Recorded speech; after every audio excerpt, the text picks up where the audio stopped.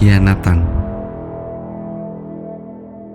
merupakan kisah yang tak mungkin lepas dimanapun. Bahkan di anime seringkali terjadi pengkhianatan. Di One Piece sudah ada beberapa kisah pengkhianatan yang sangat menyakitkan. Apalagi mengingat ada sejumlah karakter berkhianat yang notabene merupakan sosok karakter dengan impresi awal sebagai sosok yang friendly. Namun sering berjalan cerita, nyata itu hanya topeng yang menyembunyikan sifat mereka. 7 pengkhianatan terbesar di One Piece. Nami kepada Luffy. Nami pernah mengkhianati Luffy di Arch Bajak Laut Arlong. Semua dilatar belakangi oleh Arlong dan kawan-kawan yang selalu menghantui Nami, hingga pada akhirnya membuat Nami terpaksa menodong pistol kepada rekannya sendiri. Walaupun tidak mengetahui secara rinci tentang masalah Nami dengan Arlong, Luffy langsung menyerbu markas besar Arlong dengan formasi krunya kala itu, yaitu Zoro, Sanji, dan Usopp. Kemenangan Luffy atas Arlong berhasil membebaskan kutukan yang selama ini membelenggu Nami. Arc itu penutup dengan Nami resmi bergabung dalam kru topi jerami. CP9 kepada Galeila.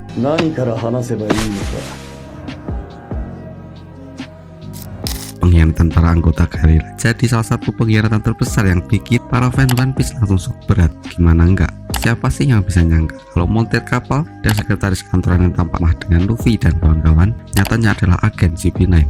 Tujuan utama CP9 menyamar di Galeila adalah untuk bisa mendapatkan informasi tentang blueprint rahasia senjata kuno Pluton yang selama ini dipegang oleh Iceberg. Misi CP9 di Galeila berakhir setelah mengungkap langsung Iceberg serta menangkap Franky dan Nico Robin di Water 7 Squad kepada Shirohige.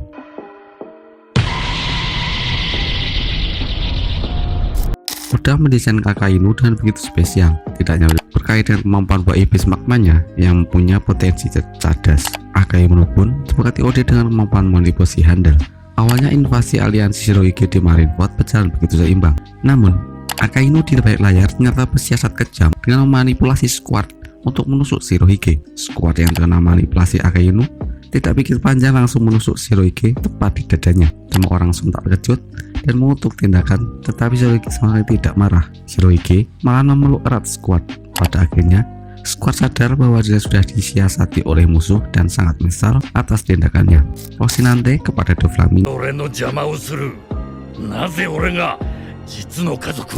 Punya keturunan bangsawan dunia atau biasa disebut Tenryubito, Doflamingo dan Rocinante malah menjadi bajak laut terkemuka di bawah bendera bajak laut Don Quixote. Kisah kakak abadi ini tidak pernah berakhir damai, apalagi setelah pengkhianatan sang adik Rocinante hanya demi seorang bocah asing. Semua bermula dari kedatangan Trafalgar Law untuk pertama kalinya di kru Luffy. Law adalah seorang bocah yang punya penyakit yang divonis mustahil disembuhkan. Maka dari itu, Law memutuskan untuk membuat warna pada kisah hidupnya dan menjadi seorang bajak laut. Rocinante sebenarnya tidak terlalu memperbolehkan Law pada awalnya. Namun seiring berjalannya waktu, Law mengakui pada Rocinante kalau dirinya adalah seorang keturunan dari klan D. Terkejut dengan asal-usul Law, Rocinante mulai mempeduli dengan kehidupan Law. Rocinante memutuskan untuk membawa Law keluar dari kru Luffy. Ternyata setelah diteliti, obat yang dibutuhkan Law adalah buah iblis OP-OP Nomi yang ditujukan untuk kegunaan medis. Buah iblis OP-OP Nomi di sisi lain juga sedang diincar oleh kru Luffy. Namun Rocinante tampak masa bodoh dan memutuskan mencuri buah iblis tersebut agar Law bisa selamat. Alhasil, memang Law selamat, tetapi Rocinante yang tertangkap harus diakhiri secara tragis hidupnya oleh Luffy kakaknya sendiri, Kanjuro pada klan Kozuki.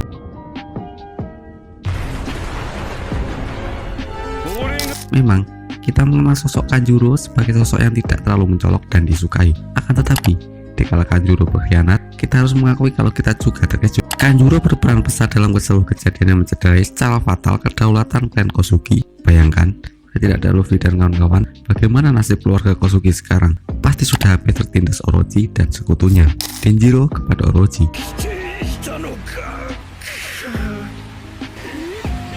Usut punya usut, ternyata bukan Kozuki saja yang punya tikus pengkhianat. Sebaliknya, klan rival Kurozumi pun punya Denjiro yang ternyata malah berpihak pada klan Kozuki. Sudah lebih dari 20 tahun Denjiro mengabdi pada klan Kurozumi, semua demi mendapatkan kepercayaan sang ketua Orochi dan berharap suatu hari nanti akan bisa menggulingkannya. Denjiro bukanlah tanpa alasan untuk mengincar nyawa Orochi, sebab sebelumnya Denjiro sudah menyaksikan langsung betapa teganya Orochi dan kawan-kawan membuat Kozuki Oden tewas. Waktu Luffy tiba di Wano, Denjiro merasa kalau ini sudah waktu yang tepat untuk menjemput ajal seorang Orochi.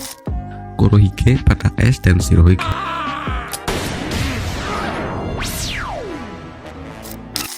Tidak ada nama lain yang pantas dianggap sebagai pengkhianat paling busuk di serial One Piece selain Marshal Detetz alias Kurohige.